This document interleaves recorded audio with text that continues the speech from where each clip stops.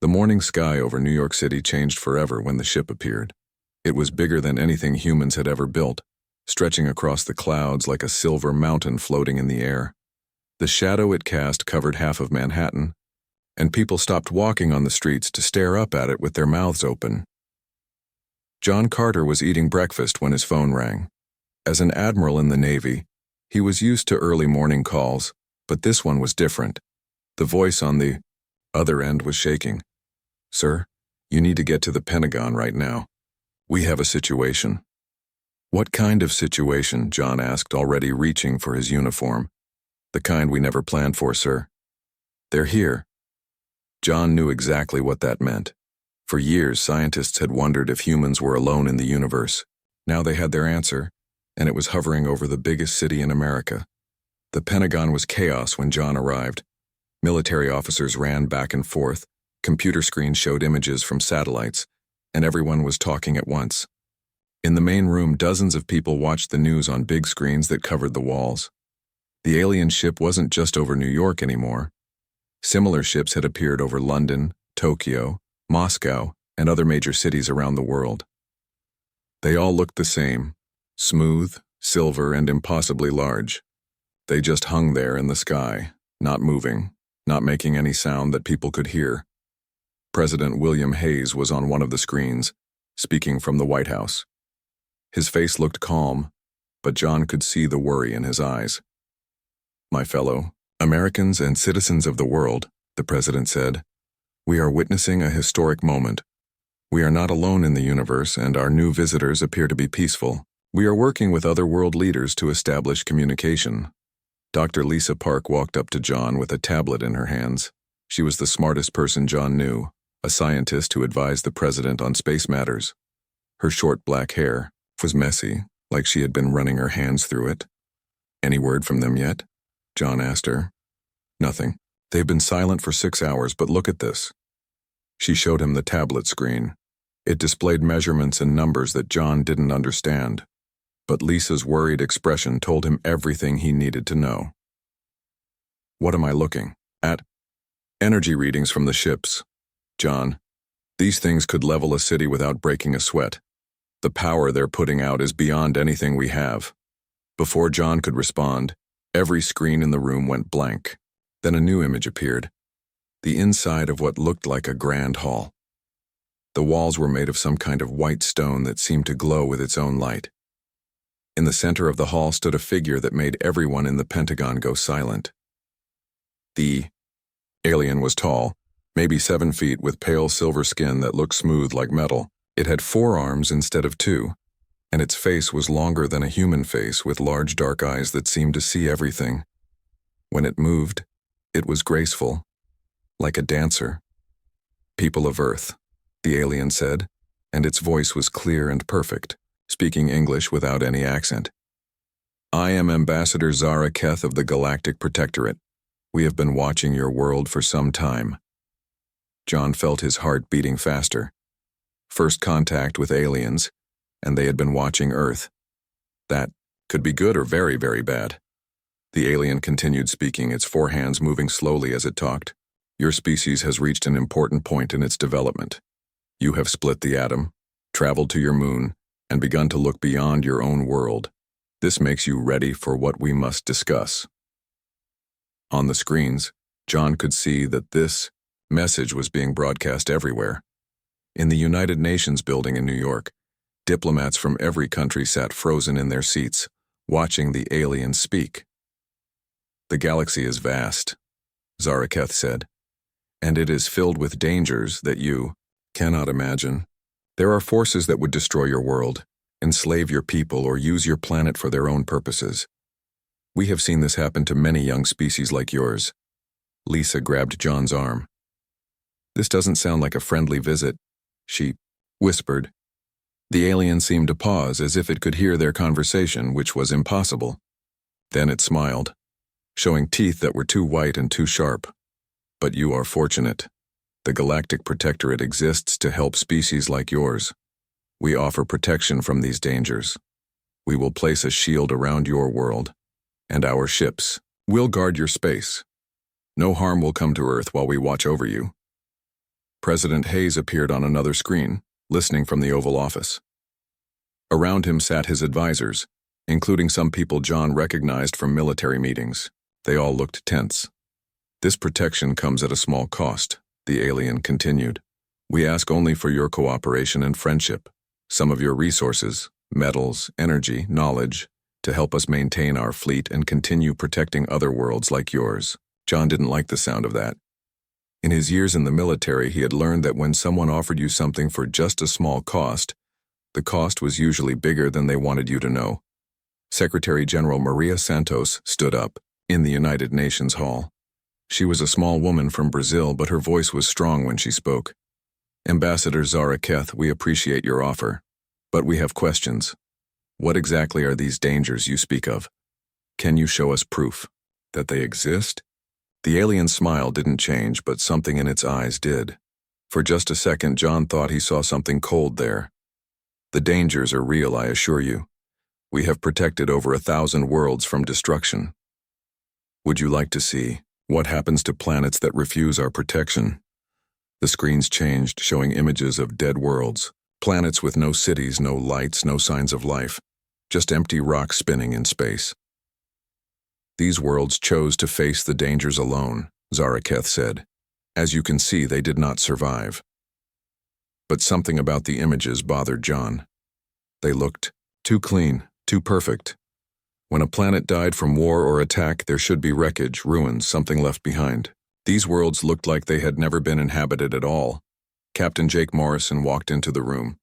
He was younger than John, but he commanded the Space Force's new ships that protected Earth's satellites. Jake was smart, and he had good instincts about when something was wrong. "Admiral," Jake said quietly, "can I show you something?"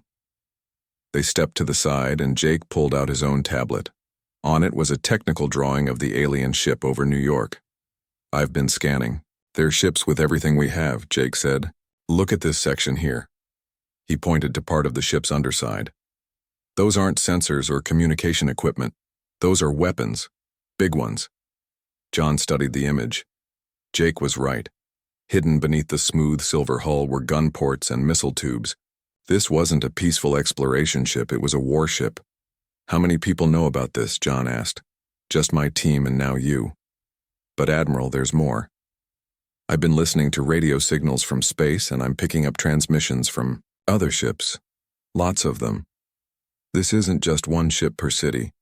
There's a whole fleet out there staying hidden behind the moon." John felt a chill run down his spine. The aliens weren't here to make friends. They were here to take over, and they were trying to make humans think it was for their own good.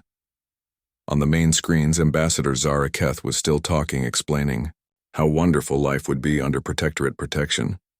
But John wasn't listening anymore. He was thinking about those weapon systems, that hidden fleet, and those dead worlds that looked too clean. President Hayes was scheduled to give Earth's official response to the alien offer in 24 hours. John realized that humanity's answer to that offer might determine whether Earth remained free or became another one of those empty, lifeless rocks spinning in space. The question wasn't whether humans needed protection.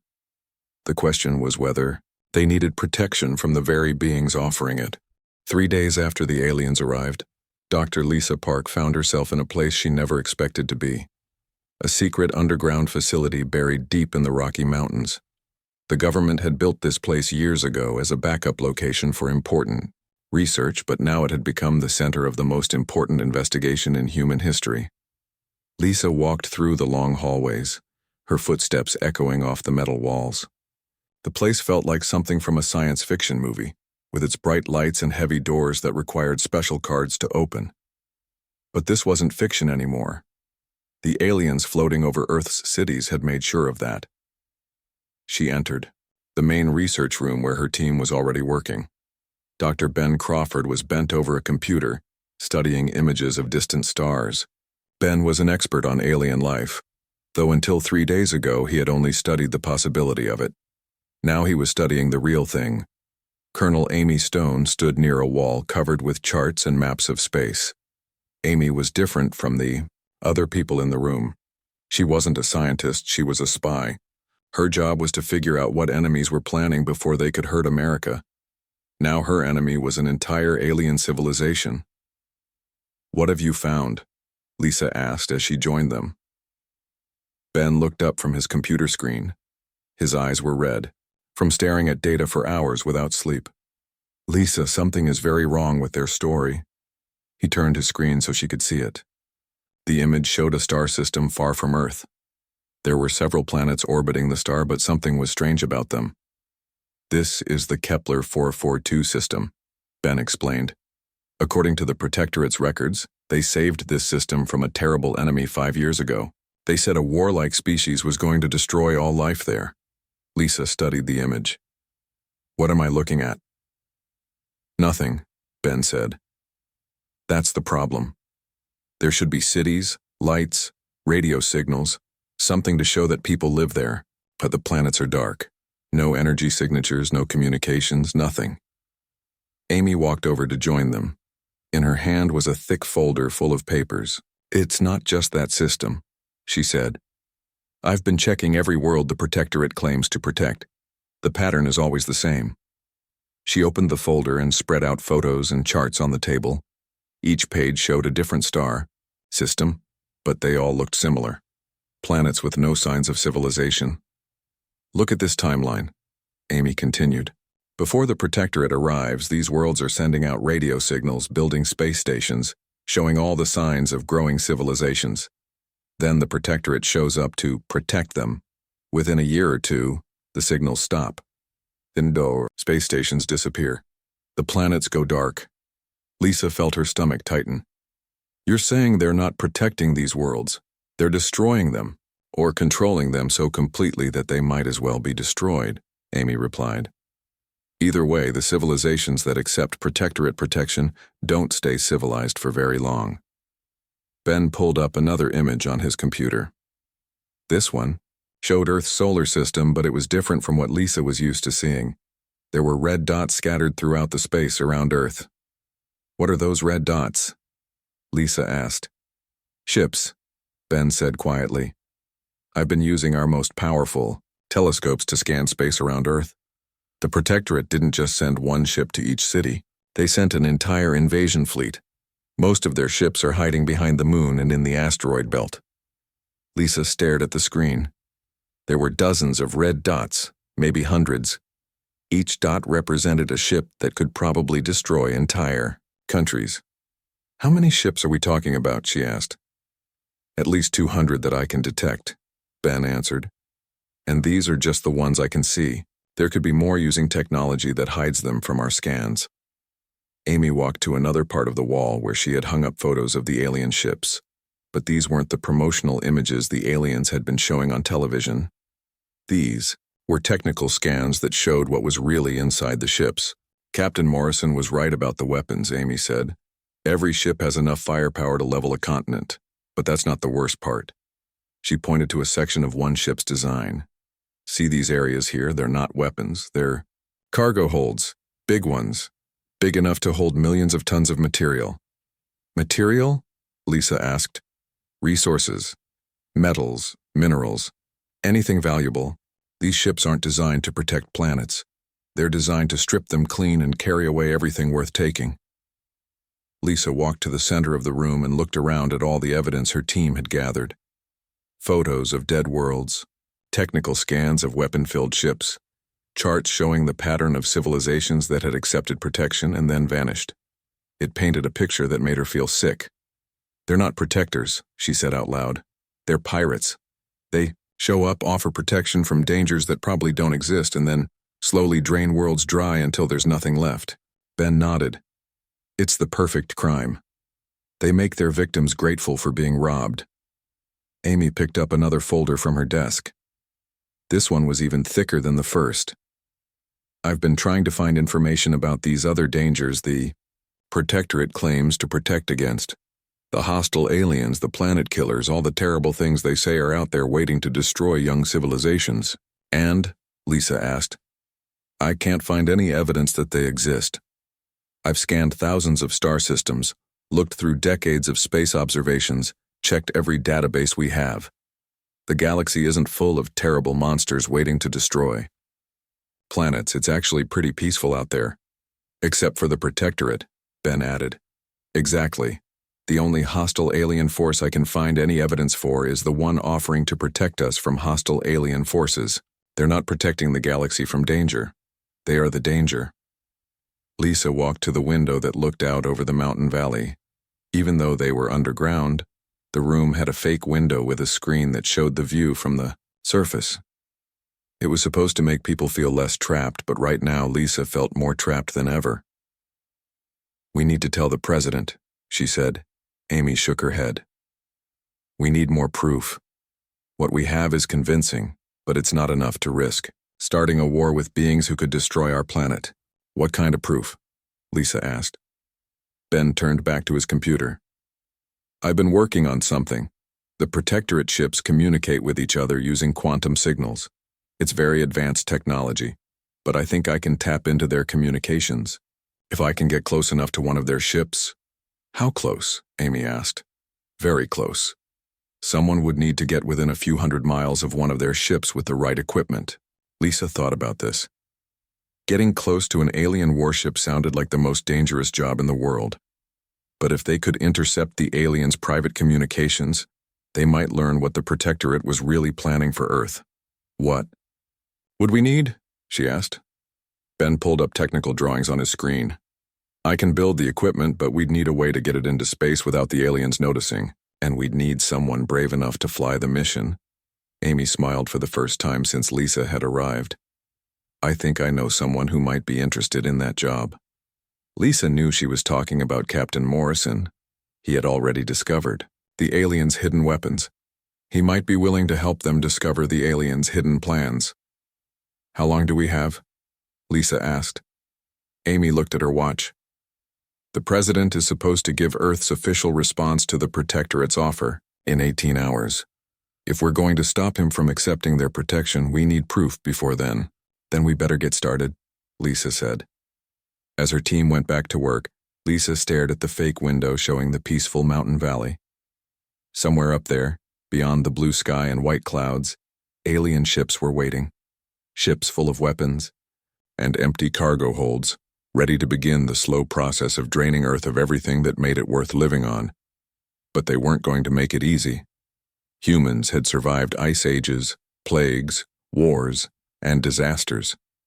They had climbed out of caves and reached for the stars. They weren't going to give up their freedom without a fight, especially not to aliens who disguised slavery as protection. The investigation was just beginning, but Lisa already knew what they were going to find. The question wasn't whether the Protectorate was lying. The question was whether humanity would figure out the truth in time to do something about it. The United Nations building in New York had never seen a day like this. Every seat in the General Assembly was filled, and millions of people around the world watched on television as humanity prepared to give its answer to the aliens. Outside, the building, the massive Protectorate ship still hung in the sky like a silver mountain, casting its shadow over the city. President William Hayes sat in his chair, looking at the folder in his hands. Inside were the reports from Dr. Lisa Park's team. Photos of dead worlds, evidence of hidden weapons, proof that the Protectorate was not what it claimed to be. The weight of the entire human race seemed to rest on his shoulders. Ambassador Zara Keth stood at the center of the assembly hall, her forearms folded gracefully as she waited for humanity's response. Her silver skin seemed to glow under the bright lights, and her dark eyes watched the humans with what looked like patient confidence. She clearly expected them to accept the offer of protection. Secretary General Maria Santos stepped up to the podium. She was a small woman, but her voice carried clearly through the hall as she spoke. Ambassador Zara Keth, on behalf of the people of Earth, we thank you for your offer of protection. However, before we can give you our answer, we have some questions. The alien's expression didn't change, but President Hayes thought he saw something flicker in her eyes. Annoyance, maybe, or surprise that humans were asking questions instead of simply accepting. Of course, Zara Keth replied smoothly. We are happy to address any concerns you may have. Dr. Lisa Park stood up from her seat in the observer section. She had insisted on being here for this moment, carrying with her all the evidence they had gathered over the past few days. Ambassador, you say you protect worlds from hostile forces. Can you name these forces? Can you show us evidence that they exist? Zara Keth tilted her head slightly. The galaxy contains many dangers. Aggressive species, cosmic phenomena, resource conflicts between civilizations. These threats are well known to those who travel between the stars. But you haven't named any specific threats, Dr. Park continued. We've scanned deep space with our most powerful telescopes. We've analyzed radio signals from thousands of star systems. The galaxy appears to be remarkably peaceful. Your technology is primitive, the alien replied, her voice still calm but with a slight edge.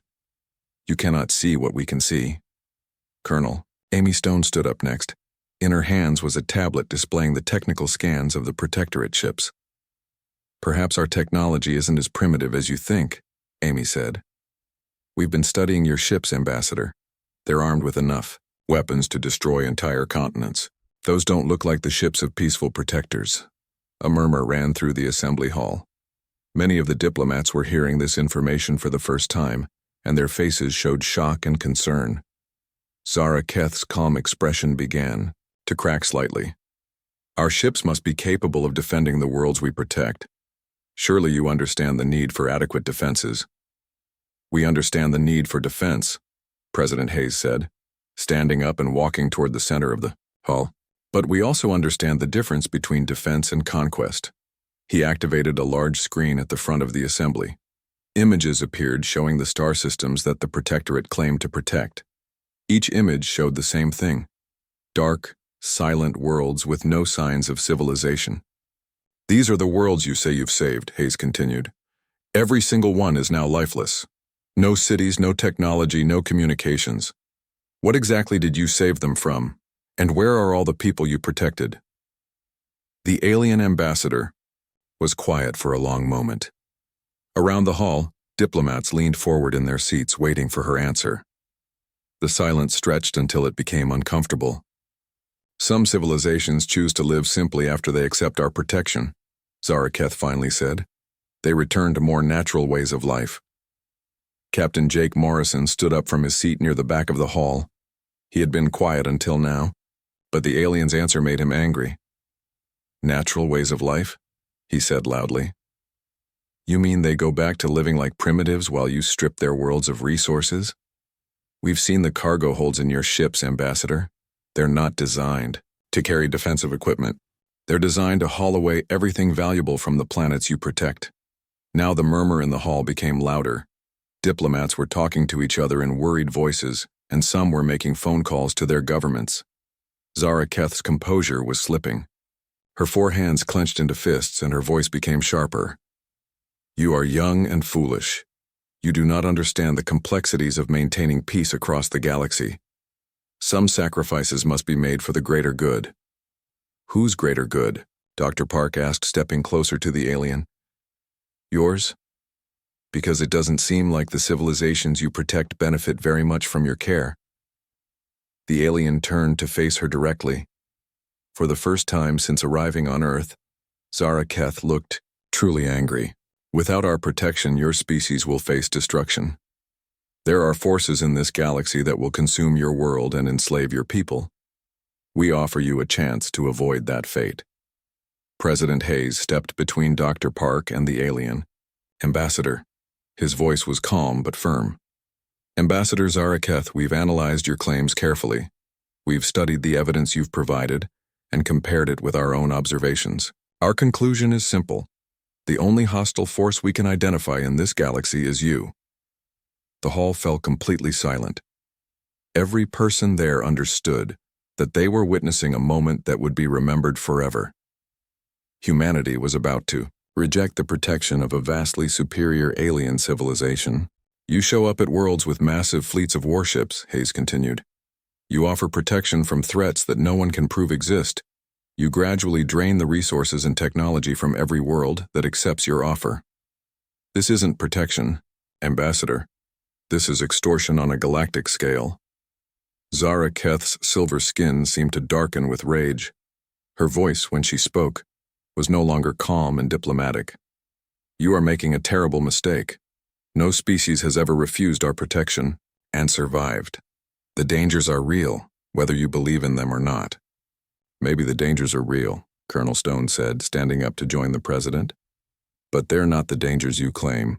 The real danger is accepting protection from predators who disguise themselves as guardians. Secretary General Santos stepped forward to make the official announcement that the whole world was waiting for. Ambassador Zara Keth, after careful consideration, the nations of Earth must decline your offer of protection. We choose to face whatever dangers exist in the galaxy as a free species, rather than live as protected slaves. The alien ambassador stared at the humans for a long moment. Her forearms trembled with what might have been rage or disbelief. When she spoke, her voice was cold and dangerous. You have no idea what you have just done. We have protected over 1,000 worlds from the chaos that awaits civilizations like yours. Without our guidance, you will destroy yourselves or be destroyed by others.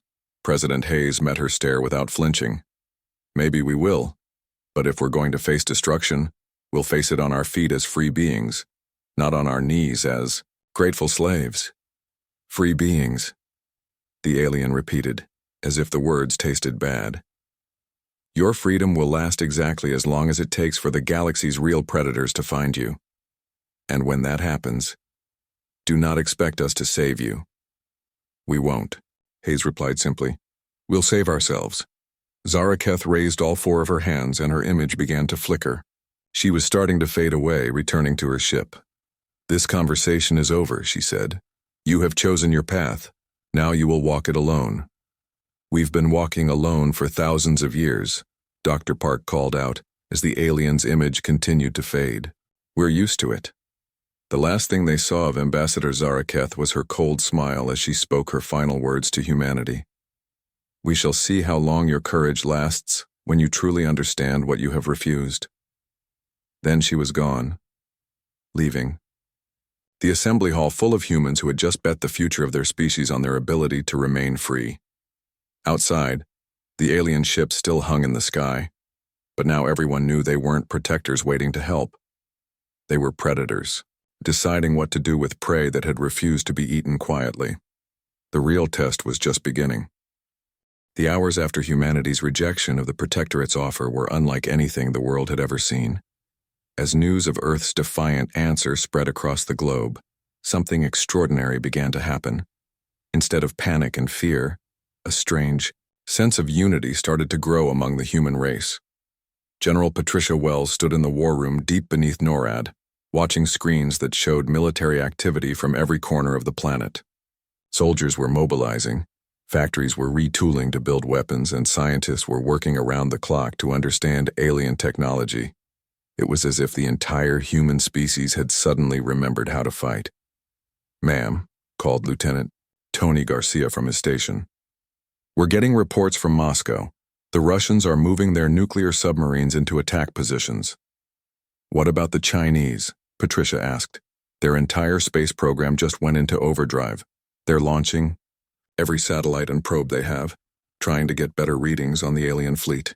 Patricia nodded. For the first time in decades, the major powers of Earth weren't arguing with each other. They were all focused on the same enemy, the aliens who had tried to trick them into slavery.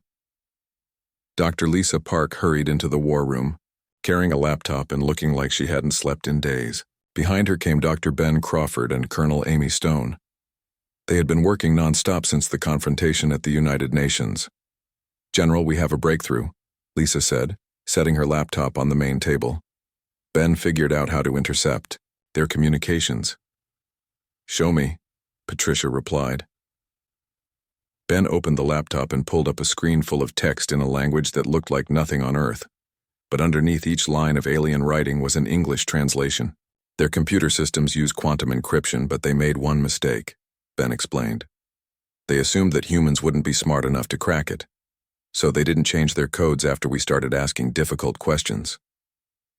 Amy pointed to specific lines on the screen. "Look at this conversation between their fleet commander and Ambassador Zara Keth. They're not happy about Earth's refusal." Patricia read the translated text.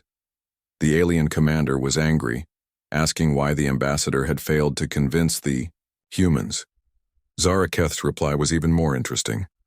"She's telling him that humans are different from other species they've encountered," Patricia said out loud. She says we're more suspicious and aggressive than expected. That's not the best part, Lisa said, scrolling down to show more of the conversation. Look at what they're saying about their usual tactics. The next section of text made Patricia's blood run cold.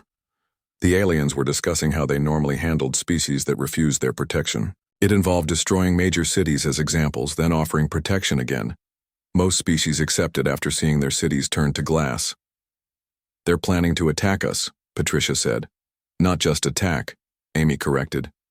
They're planning to hurt us just enough to make us beg for their protection. They want to break our will to resist. Ben pulled up another file on the laptop. But there's something else. Something they're really worried about.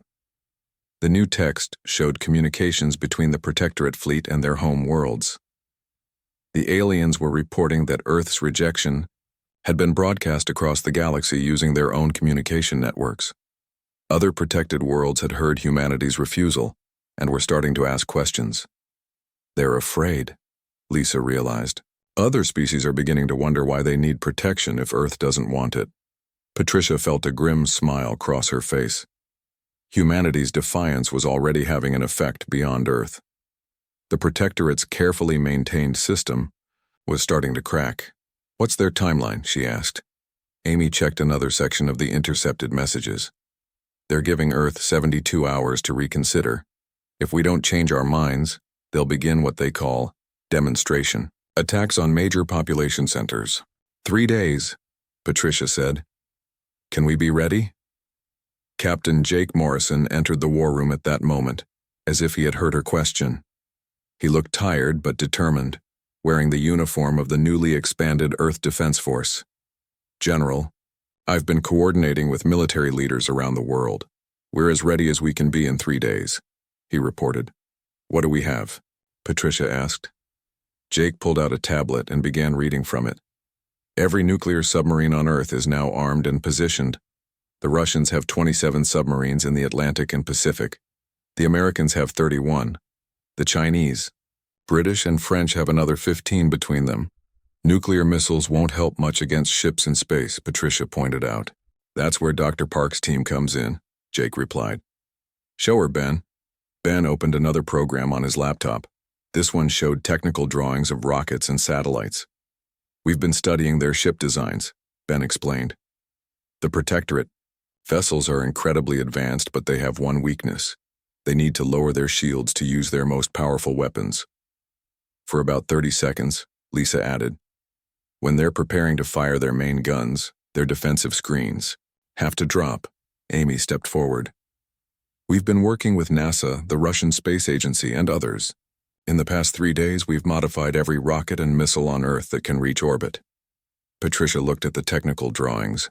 They showed standard Earth rockets, but with something new attached to their tips. What am I looking at? Quantum disruption warheads, Ben said proudly. Based on technology we reverse-engineered from their communication systems. When these explode near their ships, they'll interfere with the aliens' ability to coordinate their attacks. Jake pointed to another part of the screen. The plan is simple. When they attack Earth cities, they'll have to lower their shields. That's when every rocket we have will launch at once. Will it work? Patricia asked. We don't know, Lisa admitted. But it's better than doing nothing. Colonel Stone pulled out her own tablet showing a different kind of preparation. The Psychological Warfare Division has been busy too. We're ready to broadcast the truth about the Protectorate to every world in the galaxy. How? We're going to use their own communication network against them, Amy explained. When their ships attack Earth, they'll be connected to the Galactic network to coordinate the assault. We're going to inject our message into that network. Patricia looked around the room at these people who had worked miracles in just 3 days. Scientists, soldiers, and spies all working together to give humanity a fighting chance. What's the message? She asked. Amy smiled. Simple. We're going to tell every protected world in the galaxy what we learned. That the Protectorate creates the very dangers they claim to protect against. That free worlds are stronger than protected ones. That they don't have to live in fear anymore. Dr. Park pulled up one more file on her laptop. This one showed real-time images from telescopes around the world. "There's something else you should know," she said. "The alien fleet isn't just sitting still anymore. They're moving into attack formation." The images showed the massive Protectorate ships repositioning themselves around Earth. They were no longer hiding behind the moon or in the asteroid belt. They were openly surrounding the planet like predators circling wounded prey. "How many ships?" Patricia asked. "Over 300 that we can count," Ben replied. "Each one powerful enough to level entire countries. And we have what to fight them with?" Jake looked at his tablet one more time. "Everything we've got. Every rocket, every missile, every satellite with a weapon attached. About 2,000 projectiles total, if we include the ones still being modified." 2,000 against 300, Patricia mused. "But their ships are much bigger and more advanced." "True," Lisa said. "But they're not expecting us to fight back. Every other species has either accepted their protection immediately or surrendered after the first demonstration attack. They've never faced a species that refused to be intimidated," Amy added.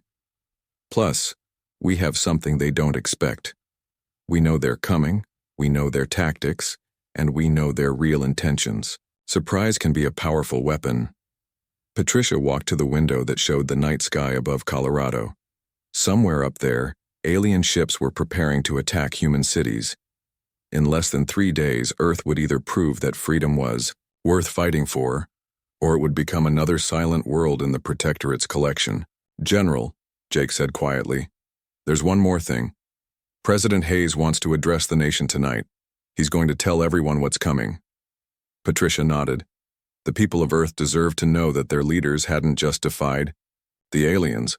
They had chosen war over slavery. It was a choice that might destroy humanity, but it was a choice made by free beings who refused to kneel. "Make sure our forces know," she said. "In 3 days, we're going to show the galaxy what happens when you threaten Earth. We might not win, but we're going to make them remember this fight for a very long time." Outside, the stars looked peaceful and calm. But Patricia knew that peace was about to end. The real test of humanity's courage was coming, and there would be no second chances. The attack began at exactly noon, Earth time on a Thursday. General Patricia Wells watched from the NORAD command center as red warning lights filled the screens around her. The Protectorate fleet had moved into position over major cities worldwide, and their weapons were charging. "Incoming energy signatures over New York, London, Tokyo, and Moscow," Lieutenant Garcia reported. "They're targeting population centers just like we expected." Dr. Lisa Park stood next to Patricia, her hands gripping the edge of the control table. After days of preparation, the moment of truth had finally arrived. Either humanity's desperate plan would work, or billions of people were about to die. "First wave incoming," Garcia called out. "Impact in 30 seconds. On the screens, they could see the alien ships positioning themselves over the cities. Bright energy began to build up under their hulls as they prepared to fire their main weapons. But something was different from what the aliens expected. Instead of people running in panic through the streets, the cities below them were almost empty. "Evacuation complete in all target zones," reported Colonel Amy Stone from her communication station. "Civilian casualties should be minimal." That had been the first part of the plan. As soon as the alien fleet had moved into attack position, emergency broadcasts had gone out across the world. People had fled the major cities in the largest mass evacuation in human history. It hadn't been perfect, but millions of lives had been saved. "Energy discharge detected," Garcia announced. "They're firing." Beams of pure energy lanced down from the alien ships, striking the centers of major cities around the world. Buildings vaporized instantly, leaving huge craters where busy streets had been just moments before.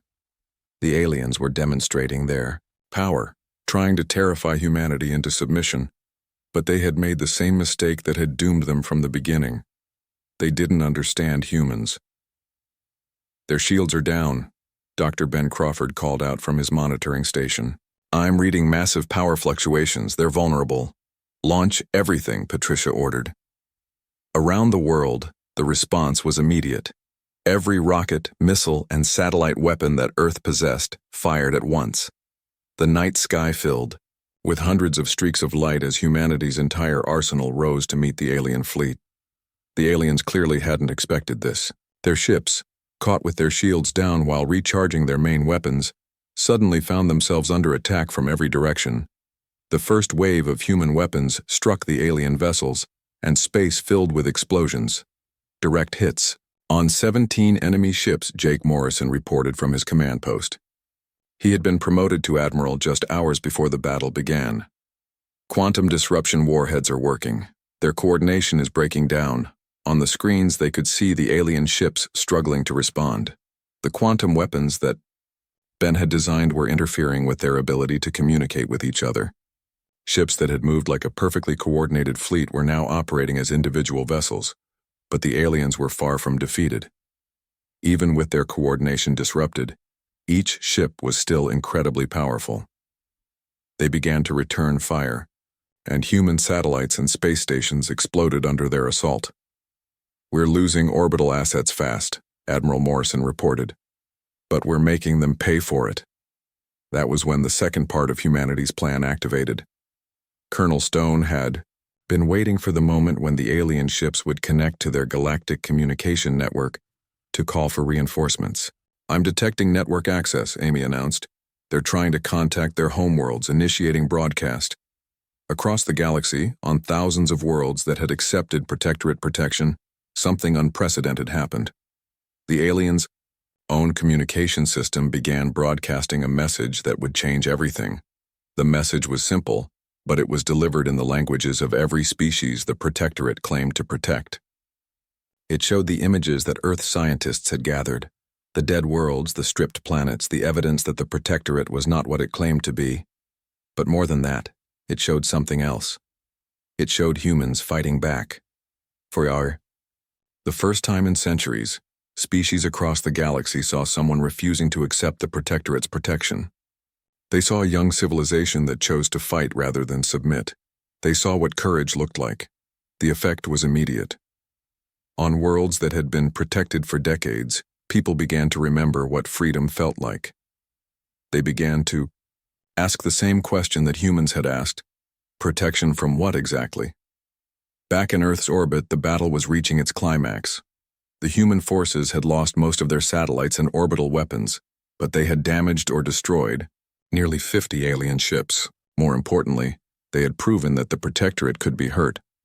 Ambassador Zara Keth's ship, the largest in the fleet, moved directly over the ruins of New York City. Her voice came through on all communication channels, filled with rage. "Foolish humans," she broadcast. "You have destroyed yourselves for nothing.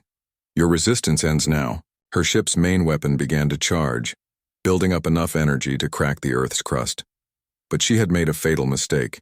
She had focused all her attention on punishing Earth and hadn't noticed what was happening elsewhere in the galaxy. "General," Amy called out excitedly, "I'm getting signals from across the galaxy. The Kepler 4e or 2 system just went active again. So did Ross 128 and Wolf 359. Protected worlds are coming back online everywhere." On the screens, they could see the impossible happening. Worlds that had been dark and silent for years were suddenly blazing with energy again. Cities that had been shut down were powering up. Civilizations that had accepted protection were rejecting it. The Protectorate's greatest fear was coming true. Their carefully maintained system of control was collapsing as species after species declared independence. Admiral Morrison's voice came through the communication system from his command ship. "General, we're receiving a transmission from the Kepler 442 system. They're asking Earth for military assistance." "Military assistance?" Patricia asked. "They want to know how we built the quantum disruption weapons. They want to fight back, too." More signals came in from other star systems. Worlds that had been enslaved for generations were asking the humans who had shown them courage to help them find their own strength. Ambassador Zara Keth's ship was still charging its planet-killing weapon, but now other Protectorate vessels were breaking away from the attack on Earth. Emergency signals were coming in from across their empire. Rebellion was spreading like wildfire. "Zara Keth," Patricia said, broadcasting on all frequencies. "Your move." The alien ambassador's image appeared on the screens, her silver face twisted with fury. "You have doomed the galaxy to chaos. Without our protection, these worlds will destroy themselves. Dr. Park stepped forward to respond. Maybe they will, but they'll do it as free beings making their own choices, not as slaves following your orders. Freedom is an illusion, Zaraketh replied. Order is the only thing that matters. Then you've learned nothing from this. Admiral Morrison's voice came through. Freedom isn't an illusion, it's the only thing that makes life worth living. The alien ship's weapon reached full charge, but before Zaraketh could fire, something unexpected happened. Reports came in that Protectorate ships throughout the galaxy were being attacked by the very worlds they claimed to protect. The rebellion had spread so quickly that the aliens could no longer control it. Ambassador, Patricia said calmly, you have a choice. You can destroy Earth and spend the rest of your existence fighting every free world in the galaxy. Or you can leave now and find somewhere else to practice your protection racket. For a long moment, the alien ship hung motionless over Earth. Its weapon remained charged, ready to crack the planet open. The fate of humanity hung in the balance. Then, slowly, the energy began to dissipate. Zaraketh's ship powered down its weapon. This is not over, the alien ambassador broadcast. You have chosen chaos over order. The galaxy will burn because of your actions. Maybe, Patricia replied, but it will burn free. The Protectorate fleet began to withdraw from Earth's orbit. They were needed elsewhere now, trying to contain the rebellion that humanity had sparked. But it was too late. The idea of freedom, once planted, grew faster than they could stop it. As the alien ships disappeared into space, Dr. Park looked around the command center at the people who had bet everything on humanity's refusal to kneel. What happens now? She asked. Patricia looked at the screen showing signals from free worlds across the galaxy. Now we help them stay free. The galaxy just got a lot more dangerous, but it also got a lot more interesting. Admiral Morrison's final report came through. Earth Defense Force to all stations. The enemy is in retreat. Freedom is spreading. Mission accomplished. Humanity had given the galaxy something it had forgotten: the courage to be free. It was a gift that would change everything.